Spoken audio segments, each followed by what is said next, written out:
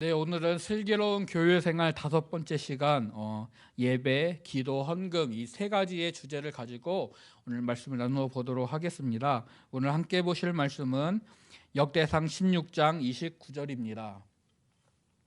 네, 우리 말씀 같이 합독하도록 하겠습니다. 시작. 여호와의 이름에 합당한 영광을 그에게 돌릴지어다. 제물을 들고 그 앞에 들어갈지어다. 아름답고 거룩한 것으로 여호와께 경배할지어다. 아멘. 네, 예배라는 것은 사전적 의미를 찾아보니까 신앙의 대상을 경배하는 의식이다라고 정의를 하고 있습니다. 그리고 각 종교마다 이 예배의 형식, 예배 의식을 가지고 있죠. 특별히 하나님을 믿는다고 하는 천주교 그쪽을 살펴보면은 천주교에서는 이제 이 예배를 미사라고 하고요. 그리고 이제 동방 정교회라고 하죠. 이제 뭐 그리스 정교회나 러시아 정교회 같은 이제 동부 유럽 쪽의 정교회에서는 예배를 성찬 예배라고 이름을 붙여서 그 예배 때마다 성찬과 예배를 같이 하고 있습니다. 이제 우리 개혁교회 측, 뭐 장로교나 감리교나 성결교, 뭐 침례교 이런 개혁교회 측에서는 정해진 때 절기라든지 아니면 특별히 정한 시간에 이제 성례, 성찬이나 세례 예식 등을 행하고요. 일반 예배 가운데서는 이제 이렇게 보통의 예배를 드리게 되는데요. 제가 어렸을 때 어르신들은 예배 보러 간다라는 말씀을 주로 하셨습니다. 교회 간다라고 표현할 때, 나 예배 보러 가요. 네, 우리 예배 보러 가자라고 했습니다. 근데 이런 표현들은 엄밀히 따지면은 이제 교회 가서 예배한다라는 의미를 가지고 있지만, 그러나 그 말의 의미, 예배 보러 간다라는 곳에는 나는 관중석에서 이제 관람한다, 앞에서 목사님이 설교하고 찬양대가 찬양하고 하는 예배 형식을 구경한다라는 의미를 가지고 있죠. 그래서 언제부터인가 예배 보러 간다라는 게 아니라 예배를 드린다 혹은 예배한다 이런 표현들을 쓰는 것이 더 옳다. 이것들이 더 하나님께 믿음으로 반응하는 것들이다, 반응하는 말들이다. 관람객이 아니라 하나님과 우리가 서로 소통하는 것들. 그래서 내가 하나님께 예배를 드리고 또 예배를 하고 예배를 함으로써 예배를 드림으로써 하나님께 나의 것들을 드리고 또한 하나님이 주시는 것들을 받는 이런 의미들을 되새기게 되었습니다. 다른 종교와 우리의 예배는 어떤 차이가 있을까요? 이 예배라는 단어를 정의할 때 신앙의 대상에게 경배하는 의식, 그래서 각 종교마다 이 예배 의식이 있는데 우리의 예배, 우리 믿음으로 드리는 우리의 예배와 다른 종교에서의 예배에는 어떤 차이가 있을까요? 그것은 예배 대상이 누구이냐라는 차이를 분명히 가지고 있습니다. 그것들을 조금 더 살펴보도록 하겠습니다. 제가 예전에 이제 사역을 할 때 청년들이 이제 그런 질문들을 했었습니다. 목사님, 친구와 싸워서 마음이 되게 어려울 때, 마음이 되게 가난해졌을 때, 제 마음이 무너져 있을 때, 이런 때에도 예배를 드려야 될까요? 하나님이 영광 받으시는 영과 진리로 온전한 예배를 드려야 되는데 제 마음 상태로는 그 미움 때문에 찬양도 안 나오고 기도도 안 나오고 목사님 설교도 들리지 않고 이러는데 어떻게 예배를 드릴 수 있나요? 그런 예배는 그렇다면 차라리 예배를 드리지 않고 빠져야 되는 게 맞지 않을까요? 라는 질문들을 했었습니다. 여러분은 어떻게 생각하시나요? 교회에 올 때 아들내미가 확 마음을 뒤집어 놔서 마음이 확 무너졌을 때, 기분이 너무나도 언짢아졌을 때, 그러할 때 하나님을 예배해야 된다라고 한다면 여러분은 어떤 마음으로 그 예배 자리에 서실 수 있겠습니까? 사실 사람은 감정의 동물이기 때문에, 감정을 가지고 있기 때문에 이 감정을 처리하기가 매우 어렵습니다. 내 감정의 상태에 따라서 하나님께 예배하는 것이 더 깊게, 더 깊숙이, 더 정말 제 감정 때문에 그런지 모르겠지만 이 예배는 정말 하나님 받으실 만한 예배야 라는 그런 마음이 들면서 정말 깊이 하나님의 은혜를 충분히 만끽하면서 드리는 그런 예배가 있는 반면에, 또 어떤 때는 너무 피폐한 나의 마음 때문에 말 그대로 한 시간 그저 의자만 대피하고 있는 그런 예배를 드리게 될 때도 있습니다. 이것은 예배를 받으시는 분이 누구시냐, 예배를 받으시는 그 대상에 대해서 집중하는 것이 아니라 지금 예배를 드리고 있는 나, 지금 예배 행위를 하고 있는 나에게 집중해서 그렇습니다. 하지만 우리의 예배는 물론 내가 참여하고 내가 드리고 내가 예배하는 것이지만 예배를 하는 나보다 예배를 받으시는 그분이 더 중요합니다. 우리의 예배의 대상은 하나님이십니다. 우리 시편 29편 2절의 말씀과 역대상 16장 29절의 말씀을 같이 읽도록 하겠습니다. 시작. 여호와께 그의 이름에 합당한 영광을 돌리며 거룩한 옷을 입고 여호와께 예배할지어다. 여호와의 이름에 합당한 영광을 그에게 돌릴지어다. 제물을 들고 그 앞에 들어갈지어다. 아름답고 거룩한 것으로 여호와께 경배할지어다. 아멘. 하나님께 합당한 예배, 하나님이 받으시기에 하나님의 이름에 합당한 그런 예배를 드려야 된다. 그렇게 하나님을 경배해야 된다라고 이 말씀들은 우리에게 가르쳐주고 있습니다. 특별히 역대상 16장 29절에서는 하나님께 예배하러 나아갈 때, 하나님께 들어갈 때 제물을 들고 그리고 아름답고 거룩한 것으로서 하나님을 경배해야 된다라면서 우리의 모든 것을 다하여서 우리가 최고의 것으로 하나님께 드려야 됨을, 하나님께 나아가야 됨을 말씀하고 있죠. 그것은 우리의 예배의 대상이신 하나님이 이런 분이시기 때문입니다. 우리 계시록 4장 11절 말씀과 시편 103편 19절 말씀 같이 읽겠습니다. 시작. 우리 주 하나님이여 영광과 존귀와 권능을 받으시는 것이 합당하오니 주께서 만물을 지으신지라. 만물이 주의 뜻대로 있었고 또 지으심을 받았나이다 하더라. 여호와께서 그의 보좌를 하늘에 세우시고 그의 왕권으로 만유를 다스리시도다. 아멘. 이 두 말씀에서는 하나님이 모든 것을 만드셨다, 창조하신 창조주 하나님이다 라고 말씀하고 있고요. 또 그 보좌를 하늘에 세우시고 왕권으로 만유를 다스리시는 주권자이자 통치자이시다 라고 말씀해 주고 있습니다.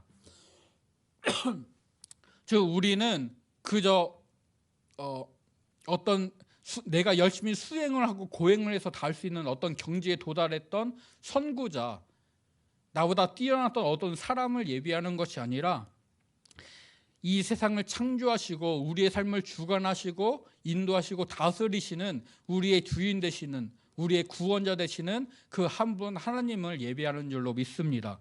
그래서 우리의 예배는 더욱더 거룩한 하나님의 이름에 정말로 합당한 그런 예배가 되어야 되는 것이죠. 이 예배라는 단어를 이제 언어적으로 살펴보면은 히브리어로 아바드와 스와하라는 단어가 있습니다. 이 아바드라는 뜻은 이제 봉사나 섬김을 주로 뜻하는 단어이고요. 스와하라는 단어는 숭배하고 순종하는 것들을 이제 의미합니다.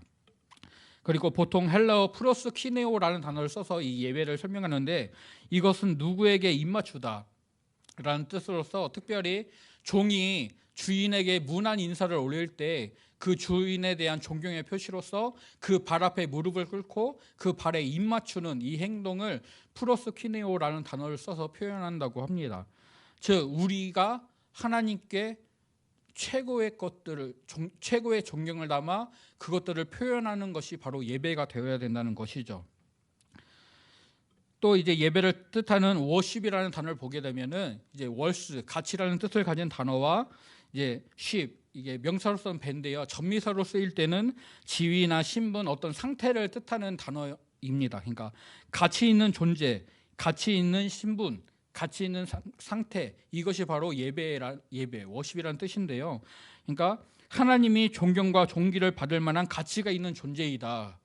즉 이 말은 하나님만이 예배를 받으실 자격이 있다. 이 자격이라는 표현이 조금 제가 다른 단어를 생각을 이제 찾지를 못했습니다. 하나님만이 예배를 받으실 만한 자격, 그런 가치가 있다라는 것이죠. 그래서 하나님께 최상의 가치를 인정을 하고 그에 합당한 존경과 영광을 올려 돌리는 것, 그리고 하나님께 최고의 경의를 표하는 것, 이것이 바로 예배입니다.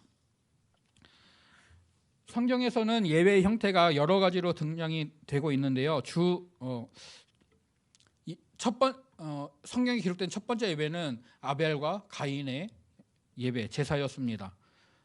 아벨은 그 양의 첫 새끼를 가지고 피 흘리는 제사를 드렸고요. 가인은 이제 소제라고 하죠. 자기의 곡식을 가지고 제사를 드렸는데요. 그 이후로 이제 성경에 기록된 이스라엘의 역사에서 기록된 예배들은 이렇게 제물을 가지고 피 흘려서 드려지는 예배 또는 곡식을 가지고 드려지는 예배로서 이제 형태가 보여지고 있습니다. 이제 특별히 족장 시대에서는 제단을 쌓고 하나님의 이름을 부르고 또 제물을 드리는, 그 제물을 드릴 때 피를 흘려서 제물을 드리는 이런 예배의 모습을 보여줬고요. 성막을 지었을 때 그리고 성전을 지었을 때는 하나님이 지정하신 제사 제도를 중심으로 제사를 드렸습니다.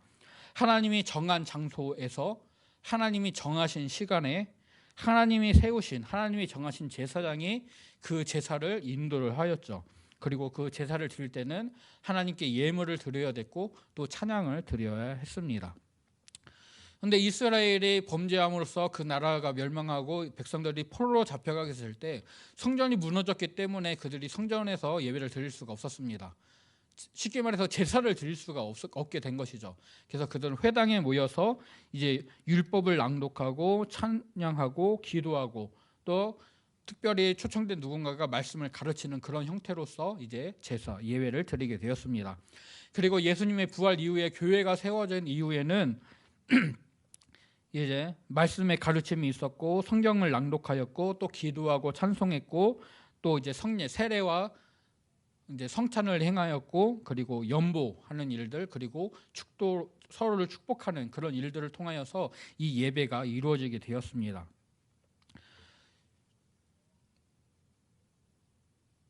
이제 족장 시대라든지 성막과 성전을 통해서 예배를 드릴 때는 하나님께 제물을 가지고 그 죄를 속해 주시거나 아니면 하나님과 화목한 관계를 위하여서는 감사한 것들이나 그 모든 제사를 드릴 때는 제물을 드려야만 했거든요. 그런데 지금 우리는 교회에 와서 예배를 드릴 때 제물을 가지고 오지는 않습니다. 그 이유는 예수님께서 자신의 몸을 들이셔서 완전한 속죄를 이루셨기 때문에 자기의 생명으로서 제물을 삼아 완전한 예배를 드리셨기 때문에 우리는 이제 예수님의 피를 힘입어서 예배하기 때문에 우리 개인적으로 따로 제물을 준비하는 것이 아니라 우리를 구원하신, 우리를 온전하게 하신 그 피를 힘입어서 하나님께 나아오고 예배를 드리게 됩니다. 네, 그리고 성경에는 하나님께서 안식일을 기억하고 지켜라 라고 말씀을 하고 있는데 이 안식일이라고 하는 것은 보통 지금의 날짜로 따지면 토요일이거든요. 근데 우리는 토요일 날 예배 드리지 않고 일요일이라고 말하는 주일에 예배를 드립니다. 왜 그러느냐? 하나님께서 세상을 창조하신 다음에 7일째 안식을 하셨습니다. 이 7일째 안식하심으로 인하여서 창조가 완성이 되었습니다. 이제 우리가 보통 하나님의 창조하면은 이제 6일 동안 창조하셨다라고 말하는 경우도 있는데 엄밀히 따지면 6일간 창조의 행위를 하셨고 7일째 안식하심으로 이 창조가 완성이 되었습니다. 그래서 이제 사람들은 하나님을 따라 6일을 일하고 7일째 안식일을 지켜야 되는 것이죠. 출애굽기 20장 11절 말씀을 보면은 하나님께서 6해 동안 하늘과 땅과 바다와 그 가운데 모든 것을 만들었고 7째 날에 쉬었다. 그러므로 나 여호와가 안식일을 복되게 하였고 그날을 거룩하게 하였다. 그러니까 너희는 안식일을 지켜라라고 십계명을 주시면서 이 안식일을 지킬 것을 말씀을 하셨습니다. 그런데 이제 사람의 안식과 하나님의 안식이 조금 다릅니다. 사람의 안식은 휴식입니다. 그래서 안식일 다음 8일째가 되면은 전에 하던 일들을 다시 하게 되죠. 그러니까 우리는 일을 하다가 안식일 날 쉬고 다시 그 일에 하게 됩니다. 하지만 하나님의 안식은 휴식의 개념보다는 완성의 개념입니다. 하나님의 안식이 휴식이라면은 그 다음날 안식일 다음날 8일째가 됐을 때 하나님은 또 창조하시는 일을 하셨을 겁니다. 그런데 휴식이 아니라 완성의 의미였기 때문에 하나님의 창조의 일이 그 안식하심으로써 끝이 난 것이죠. 이후에는 하나님이 이제 우리를 보존하시고 돌보시면서 우리를 선한 길로 이끌어 가시는 그런 일들을 하시는 겁니다. 그런데 하나님의 완벽했던 창조가 깨지게 됐습니다. 사람의 불순종으로, 사람의 타락, 사람이 죄를 지음으로 인하여서 하나님이 안식하시는 것이 깨지게 되었고 이로 인해서 사람은 심판을 받게 되죠. 그리고 그 문제를 해결하신 분이 바로 예수님이십니다. 예수님께서 십자가에서 우리의 죄를 대속하심으로 인하여서 우리의 죄 문제를 해결하셨고 우리에게 참된 안식을 선물로 주시게 되었습니다. 마태복음 28장 1절에 보면은 안식일이 다 지난 다음에 안식 후 첫날이 되는 새벽에 예수님이 부활하신 것들을 이제 우리가 기록을 통해서 볼 수가 있는데요. 이 안식 후 첫날 예수님이 부활하셨는데 그래서 이날을 주일, 주님의 날이다 해서 주일이라고 부릅니다. 예수님의 죽으심과 부활로 인하여서 하나님이 창조 때 하셨던 참된 안식이 완성이 되어집니다. 그래서 이제 주일에 우리가 예배하는 것은 우리의 구원을 위한 휴식의 시간이 되는 것이죠. 즉 일상의 삶을 멈추고 하나님을 찬양하고 하나님께 감사를 드리면서 또한 성도 간의 교제를 통해 기쁨을 나누면서 내가 구원을 받은 것을 감사하고 또한 훗날 하나님과 함께 영원한 참된 안식에 들어갈 것들을 기대하고 소망하면서 이 예배를 통해 주일 예배를 통하여서 우리가 그런 기쁨들을 맛보고 그 훗날에 있을 참된 안식을 사모하는 삶으로 나아가게 되는 것입니다. 그러면 우리가 예배할 때 우리는 어떻게 예배를 해야 될까요? 성경 말씀은 이제 감사와 찬송함으로 하나님께 감사하고 하나님을 높임으로 이 예배를 올릴 것들을 말씀을 합니다. 시편 100편 4절 말씀 우리 같이 읽겠습니다. 시작. 감사함으로 그의 문에 들어가며 찬송함으로 그의 궁정에 들어가서 그에게 감사하며 그의 이름을 송축할지어다. 아멘. 그의 문에 들어간다, 그의 궁정에 들어간다라는 것은 하나님이 계시다고 생각되는 그 장소, 뭐 성전이나 아니면은 하나님이 임재하셨던 그런 장소를 말합니다. 즉 하나님께 나아갈 때는 감사함으로 찬송으로 나아가야 된다라고 이 시편의 말씀은 고백을 하고 있습니다. 또 이제 대부분의 장로 교단에서 사용하는 이제 학습 세례 문답서를 보게 되면은 그 신앙의 기초를 말씀하는 그런 교재들을 보게 되면은 예배라는 것은 하나님께 경배와 찬양과 기도와 헌금을 드리는 것이다. 그리고 하나님으로부터 말씀과 은혜와 응답과 복을 받는 것이다. 그리고 성령으로 교통한다라고 설명을 하고 있습니다. 즉 우리를 창조하시고 구원하시고 인도하시는 하나님께 우리가 경배를 드리고 찬양을 드리고 기도를 드리고 헌금을 드리는 것, 그리고 하나님부터 말씀을 받고 은혜를 받고 응답을 받고 복을 받는 시간, 그리고 이 모든 것들이 성령님의 교통하신 가운데 이루어지는 귀한 믿음의 행위인 것입니다. 우리 예배가 이렇게 하나님만을 높이는 귀한 예배가 되기를 간절히 소원합니다. 하나님께 온전한 경배와 찬양으로, 그리고 기도와 헌금으로서, 또한 하나님이 주시는 말씀과 은혜와 응답과 복으로 충만한 우리의 예배가 될 수 있기를 소원합니다. 이제 다음은 기도입니다. 네, 여러분 지성이면 감천이다 라는 말 혹시 들어보셨나요? 네. 옛날 이야기 책들을 보게 되면 특히 이런 이야기가 많죠. 기도하면은 어르신들 세대, 저의 어머니, 할머니 세대에서는 새벽에 흰옷 입고 부뚜막에다가 물 한 동이 떠놓고 목욕 제기한 다음에 이거 하는 거죠. 비나이다 비나이다 천지신명께 비나이다 하면서 누군지는 모르지만 나를 도와줄 수 있는 어떤 존재가 있다면 내가 이렇게 정성을 다해서 비니까, 내가 이렇게 새벽에 일어나서 이렇게 정성을 다하고 있으니까 나의 정성을 보고 좀 감동을 받아서 나를 도와줘라, 우리의 삶이 펴지게 해줘라, 내 자식이 잘 되게 해줘라, 성공하게 해줘라 라고 빌었던 것들이 기도의 모습입니다. 방송이나 이런 곳에서 이런 모습들이 워낙에 많이 보여졌었죠. 그래서 기도하면은 저는 제일 먼저 이런 생각들이 떠오르게 되더라고요. 내 기도를 들어주는 대상에 대한 인식이 없습니다. 그저 누군가 힘센 사람이면, 힘센 존재이면 됩니다. 나보다 힘센 존재, 내가 빌고 있는 내 마음의 소원이 있는데, 내 힘으로는 해결할 수 없는 소원이 있는데 이거를 들어줄 수 있는 힘이 있는 누군가가 됐든 내 정성을 보고 나의 이 모습을 보고 좀 도와달라 하는 것이 어르신들이 생각했던 기도의 모습이죠. 이것은 어떻게 보면 기도의 한 부분인 간구의 영역에 들어갈 수 있을 것입니다. 하지만 이것은 기도의 전부는 아니죠. 우리가 기도를 말할 때 하나님과의 교제다, 만남이다라고 이제 얘기를 하게 됩니다. 우리 출애굽기 33장 11절을 보게 되면은 하나님께서 사람과 대면하여 말씀하시는 것처럼, 친구와 이야기하는 것처럼 모세와 대면하여 말씀하셨다라고 말씀하고, 이거 회막에서 하나님을 만났다라고 말씀을 하고 있습니다. 그러니까 이스라엘 백성들이 출애굽을 한 다음에 그 성막을 짓고 그리고 진을 짓고 살았는데, 이스라엘 진 바깥에 성막에서 그것을 회막이라고 불렀습니다. 왜냐하면 그곳에서 모세가 이제 하나님과 만났기 때문입니다. 즉, 이 기도라는 것은 하나님과 대면하여 말을 하는 것, 하나님과 만나고 하나님과 함께하는 그 시간을 함께하는 것을 기도라고 하게 되는 것이죠. 그래서 쉬지 말고 기도하라는 말씀은 하나님과 계속해서 함께해라, 하나님과 떨어지지 말아라라는 그런 의미로서 우리가 받을 수가 있습니다.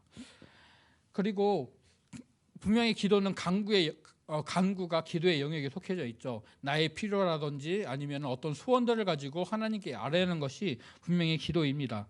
특별히 주님이 가르쳐 주신 기도, 주기도, 이제 주기도 문이라고 이제 하게 되는데요. 그러면은 이제 사람들이 주문이라고 한다고 하더라고요. 그래서 주기도로 이제 하겠습니다. 주기도, 주님의 기도를 보게 되면은 그러므로 너희는 이렇게 기도하라라고 말씀을 하시면서 우리가 누구한테 기도하는지, 그리고 기도의 내용은 어때야 되는지, 그리고 마지막에는 하나님께 대한 찬송, 송영에 대한 부분으로 이제 예수님께서 기도를 가르쳐 주셨습니다. 그래서 기도의 대상은 하나님 아버지다. 천지를 창조하신 하나님께 기도하는데 그분은 나의 아버지다, 우리 아버지다라고 말씀을 하고 있고, 기도의 내용은 하나님과 관계된 것, 그리고 사랑과 관계된 것. 그래서 하나님과 관계된 것은 하나님의 이름이 거룩히 여김을 받는 것, 하나님의 나라를 위하여, 그리고 그 뜻이 이루어지는 것, 그리고 사랑과 관계된 것은 일용할 양식과, 그리고 죄 용서하는 것들, 그리고 시험에 빠지지 않고 악에 빠지지 않는 그것들을 강구를 하게 됩니다. 그리고 마지막에 나라와 권세와 영광이 하나님께 있습니다. 이것들이 다 하나님 아버지의 것입니다 라면서 하나님을 높이고 찬양함으로써 이제 기도가 맞춰지게 됩니다. 이 의미를 살피면은 시간이 너무 오래 걸릴 것 같아가지고요. 우리 목사님께서 2018년도 10월 달부터 너희는 이렇게 기도하라라는 제목으로 그 금요 기도회 때 그 마태복음 기도의 말씀들을 강의를 하셨거든요. 제가 오늘 그 교회 유튜브 채널에 들어가서 재생 목록을 클릭하시면 너희는 이렇게 기도하라는 제목으로 제가 이제 따로 빼놨습니다. 그 부분들을 보실 수가 있어요. 이 부분들을 보시면은 주기도문을 통해서 우리의 기도의 대상인 하나님에 대한, 그리고 기도의 내용에 대한 것들, 이것들을 목사님이 이제 저보다 뛰어나신 목사님께서 잘 설명을 해주신 것들을 잘 들으실 수가 있습니다. 그렇게 해서 이제 그 기도의 내용들을 이제 다시 한번 확인을 해 보셨으면 좋겠습니다. 그리고 어떻게 기도를 해야 될까요? 이제 어떻게 기도할 것인가? 성경은 예수님의 이름으로 기도를 해야 된다라고 말씀을 하고 있습니다. 요한복음 14장 13절 14절 말씀을 보게 되면은 예수님께서 너희가 내 이름으로 무엇을 구하든지 내가 행하겠다. 내 이름으로 무엇이든지 내게 구하면 내가 행할 것이다 라고 분명히 말씀을 하셨습니다. 왜 예수님으로 이름으로 간구하면은 예수님이 이것들을 행하시느냐, 왜 이것이 하나님께 영광이 되어지느냐? 예수님께서 이 말씀을 내 이름으로 기도해라 라고 말씀하시는데 이 말씀을 하셨거든요. 우리 요한복음 14장 6절 말씀 같이 읽겠습니다. 시작. 예수께서 이르시되 내가 곧 길이요 진리요 생명이니 나로 말미암지 않고는 아버지께로 올 자가 없느니라. 아멘. 예수님을 통해서만 하나님께, 아버지께 나아갈 수가 있습니다. 우리의 기도도 예수님을 통해서만 하나님께 올려질 수가 있게 되는 것이죠. 예수님을 통해서 예수님의 이름을 힘입어서 하나님의 은혜와 구원을 누리게 되는 것을 인정하고, 그래서 예수님을 힘입어서 하나님과 동행하겠습니다, 하나님을 의지하겠습니다 라고 믿음을 고백하는 것이 바로 기도입니다. 우리의 기도가 이런 기도가 되기를 소원합니다. 하나님 저 이거 필요해요. 하나님 저 이렇게 돼야 돼요. 이렇게 그냥 도깨비 방망이나 자판기처럼 내가 기도를 입력하면은 띠릭하고 나오는 그런 기도가 아니라, 정말 하나님, 내가 하나님만을 의지하면서 살겠습니다. 이 약한 세상에서 내가 믿음으로 살기 위해 하나님을 힘입겠습니다라고 드릴 수 있는 믿음의 고백으로서 우리의 기도가 변화될 수 있기를 소원합니다. 네, 다음은 헌금입니다. 네. 예전에 고등학교 때 제가 친구에게서 받은 질문입니다. 아버지가 월급을 받은 다음에 11조를 하고 나에게 용돈을 줬습니다. 나는 11조를 해야 될까요? 말까요? 어떻게 해야 될까요? 아버지가 11조를 하신 다음에 나에게 용돈을 줬거든요. 그럼 나는 그 돈을 가지고 11조를 해야 될까요? 말까요?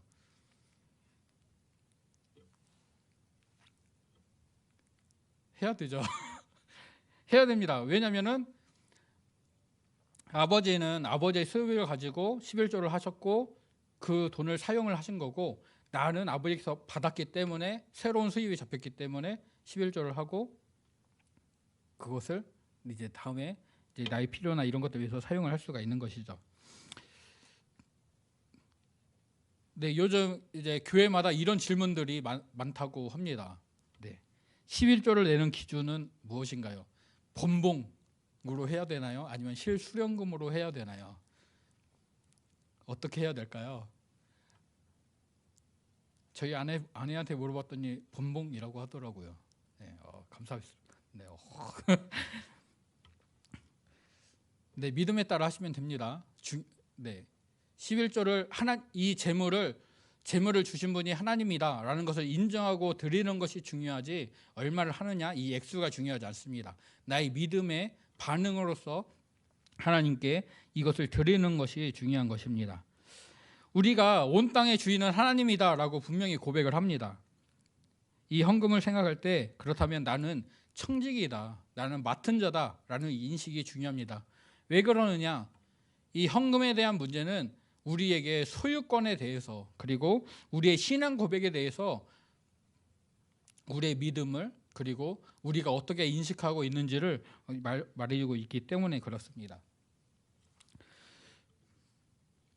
하나님이 이스라엘 백성들을 애굽에서 인도하여 내시고 하나님이 약속하신 땅, 젖과 꿀이 흐르는 땅, 그 가나안 땅으로 인도해 들이신다라고 말씀을 하셨습니다.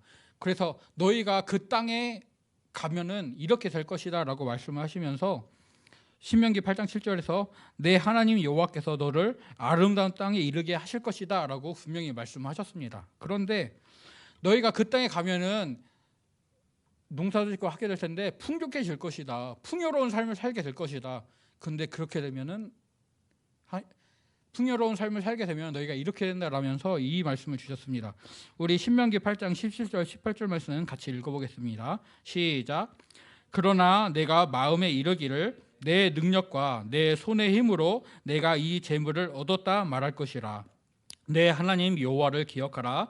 그가 내게 재물 얻을 능력을 주셨음이라.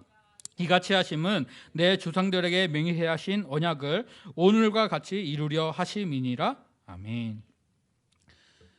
하나님이 약속하셨고 그 약속대로 너희들을 인도하셨고, 그래서 그 젖과 꿀이 흐르는 땅 가나안 땅에 이제 들어갈 거야 라고 신명기에서 모세가 출애굽 2세대에게 이스라엘 백성들에게 설교를 하였습니다. 하나님의 약속대로 너희가 들어갈 거야. 그런데 그 땅에서 너희들이 살다 보면 풍요로워질 거야. 그리고 그렇게 되면은 너희는 하나님 잊어버리고 내 능력과 내 손의 힘으로, 내 능력으로 이 재물들을, 이 땅을 얻었어 라고 말하게 될 거야. 그런데 아니야 라고 모세는 말하였습니다. 너의 힘이 아니다, 하나님의 은혜다, 하나님의 약속이다, 하나님의 약속의 성취다. 그러니까 너희는 하나님을 절대 잊지 말고 하나님을 기억해라 라고 말씀을 하고 있습니다. 즉 내가 누리고 있는 것의 소유권이 나에게 있느냐 하나님께 있느냐, 이것들을 분명히 하라는 것이죠. 다윗이 성전에 그의 왕이 말년에 성전 건축의 준비를 맞춰놓고 성전 준비를 하면서 하나님께 드린 기도를 보면은 역대상 29장에 기록된 기도를 보면 이렇습니다. 29장 3절에서 하나님, 내가 제물을 드리는데 내가 가지고 있던 금이나 은이나 이런 것들을 내가 하나님께 드립니다 라고 다윗이 말을 하였습니다. 그런데 그 이후에 11절을 보게 되면은 천지에 있는 것이 다 하나님의 것입니다. 또 12절에서는 부와 기가 하나님께로부터 말미암았습니다. 14절에서 모든 것이 주께로 말미암았기에 우리가 주의 손에서 받은 것으로 하나님께 드렸을 뿐입니다 라고 말하였고, 16절에서 이제 다윗과 또 방백들과 백성들이 하나님께 드린 수많은 예물들이, 성전 건축을 위한 예물들이, 이 모든 물건이 다 주의 손에서 왔사오니 다 주님의 것입니다 라고 말합니다. 다윗이 가지고 있던 그런 금과 은을 드렸다고, 전리품으로 전쟁에서 나가서 승리하였고 또 예물을 받은 것들 중에서 다윗이 분명히 자기의 소유가 있었고 그 소유한 것들을 하나님께 드렸는데도 이것이 원래는 다 하나님의 것입니다 라면서 자신이 가지고 있었지만 그 소유권이 자기 자신에게 있는 것이 아니라 하나님께 있음을 다윗은 믿음으로 분명히 고백을 하고 있습니다. 자기가 누리는 것, 이 백성이 누리는 것, 이 모든 것의 주인이 하나님이시다. 하나님은 온 땅의 주인이시고 모든 것을 다스리신다라는 것들을 분명히 고백을 하고 있는 것입니다. 그래서 사도 바울도 이렇게 고백을 하죠. 사도행전 17장 25절 말씀 같이 읽겠습니다. 시작. 우주와 그 가운데 있는 만물을 지으신 하나님께서는 천지의 주제시니 손으로 지은 전에 계시지 아니하시고 또 무엇이 부족한 것처럼 사람의 손으로 섬김을 받으시는 것이 아니니 이는 만민에게 생명과 호흡과 만물을 친히 주시는 이심이라. 아멘.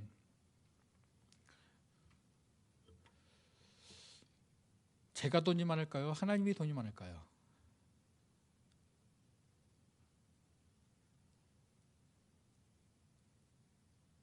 빌 게이츠가 돈이 많을까요? 하나님의 돈이 많을까요? 하나님의 소유와 우리의 소유를 감히 비교할 수가 없습니다. 그것을 맞대보자고 하는 것은 바보, 어리석은 사람이죠. 하나님은 이 땅의 주인이십니다. 우리에게 생명과 호흡과 만물을 친히 주시는 분이십니다. 하나님이 창조주시라면, 하나님이 모든 것을 창조하셨다면 그 모든 것의 주인은 분명히 하나님입니다. 그리고 그 하나님께서 우리에게 이 것들을 사용할 수 있도록, 활용할 수 있도록 맡겨주셨습니다. 하나님은 온 땅의 주인이시다. 나는 맡은 자, 청지기일 뿐이다 라는 믿음의 고백이 우리에게 있어야만 합니다. 이런 의미에서 헌금은 세금이나 소장료가 아닙니다.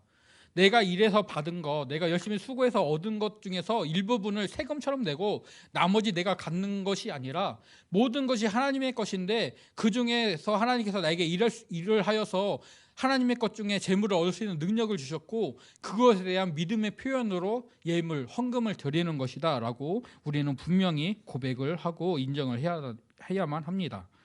내가 누리고 있는 것들, 나의 힘으로, 물론 내가 애쓰고 수고했지만, 내가 노력을 했지만 그렇게 할 수 있도록 도와주신, 그리고 내가 수고한 것들의 열매를 얻게 하신 분이 바로 하나님이시다라는 것들을 우리는 분명히 인정해야 되는 것이죠. 그리고 하나님이 베푸신 은혜에 대한 감사의 표현이 바로 헌금, 예물인 것이고, 이 세상에서 내 능력이나 내 힘이나 이런 것들을 주장하고 이것들을 의지해서 사는 것이 아니라 나로 누리게 하신 하나님을 의지해서 하나님이 주시는 힘으로 살겠다는 결단이자 신앙 고백이 바로 헌금, 예물인 것이죠. 내가 누리고 있는 것들을 하나님께 드리면서 인정하는 겁니다. 다시금 되새기는 겁니다. 나는 맡은 자 청지기일 뿐입니다. 나는 돌아갈 고향이 있습니다. 나는 그곳을 사모하면서 살아갈 것입니다. 이 땅에서 삶이 전부가 아니고, 이 땅에서 누리는 것이 전부가 아니고, 하나님이 계신 그 천국, 그 하늘나라를 소망하면서 하나님을 위해, 하나님이 주신 은혜로, 하나님이 주시는 힘으로 살겠다는 믿음의 고백이 바로 예물이 되는 것이죠. 그래서 예배는, 기도는, 헌금은 하나님을 인정하는 신앙의 고백의 모습입니다. 그 은혜에 감사하는 표현입니다. 그리고 하나님께 합당한 존귀와 영광을 올려드리는 믿음의 고백인 것이죠. 여호와의 이름에 합당한 영광을 그에게 돌릴지어다. 제물을 들고 그 앞에 들어갈지어다. 아름답고 거룩한 것으로 여호와께 경배할지어다. 내가 가진 것으로, 하나님이 나에게 누리게 하신 것으로 다시금 하나님께 올려드리면서 하나님께 감사를 드리면서 하나님의 일하심과 높으심을 찬양하면서 믿음으로 나아가는 것이 우리의 예배이고 우리의 기도이고 우리의 헌금, 예물이 되어야만 합니다. 이렇게 하나님을 인정하고 그 은혜에 감사하면서 합당한 존귀와 영광을 올려드리는 저와 성도님들이 되시기를 간절히 소원합니다. 그래서 우리의 예배는 너무나 소중합니다. 우리의 기도는 너무나 소중합니다. 우리가 드리는 예물은 너무나 소중합니다. 하나님께 드려지는, 하나님과 연결되는 것이기 때문입니다. 이 말씀을 준비하면서 유튜브를 하나 보게 됐는데요. CTS로 기억을 합니다. CTS에서 이제 특별 기획한 프로그램인데요. 하나님 안녕히 계세요 라는 제목의 프로그램이었습니다. 교회에서 상처를 받은 다음 세대들, 특별히 청소년, 청년들이 그들의 표현을 따라서 말을 하면 하나님을 버릴 수 없어서 교회를 버려야 했던 사연들을 소개하고 있었습니다. 교회에서 상처를 받은 이들이, 교회에서 사람들 때문에 상처를 받은 이들이 하나님을 떠나기 싫어서 그 사람이 있는 교회를 떠나야 했던 사연들이었거든요. 그것을 보면서 또 이 말씀을 준비하면서 나의 예배는 어떠한가, 나의 기도는 어떠한가, 나의 헌금은 어떠한가. 나는 정말 나의 예배를 통하여서, 나의 기도를 통해서, 나의 헌금을 통하여서, 나의 삶을 통하여서, 나의 생각을 통하여서, 나의 말을 통하여서, 나의 행동들을 통하여서 하나님께 합당한 영광을 올려드리고 있는가를 다시 한번 돌아보게 됐습니다. 교회에 나와서 하는 행동만이 예배가 아닙니다. 삶의 예배라고 하죠. 내가 삶에서 행하는 모든 것들이 하나님께 드려지는, 하나님과 함께하는 예배입니다. 우리의 모든 언행이, 우리의 모든 생각들이 우리의 마음에서부터 우리의 예배가 시작이 됩니다. 우리의 모든 것들이 하나님이 기뻐 받으실 만한, 하나님이 정말 합당히 하시는 귀한 예물이, 그런 귀한 제물이 되기를 소원합니다. 그래서 하나님 앞에 그렇게 믿음으로 나아갈 수 있는 우리가 되어지고, 또 그렇게 상처가 있는 자들을 보듬어서 믿음으로 온전히 세울 수 있는 우리가 되기를 소원합니다. 하나님을 인정하는 것, 그 은혜에 감사하는 것, 하나님께 합당한 존귀와 영광을 올려드리는 것, 이 중요한 가치들을 놓지 않고 끝까지 기억하시면서 믿음으로 나아가는 저와 성도님들이 되시기를 소원하고 축복합니다. 기도하겠습니다. 하나님 감사합니다. 우리의 예배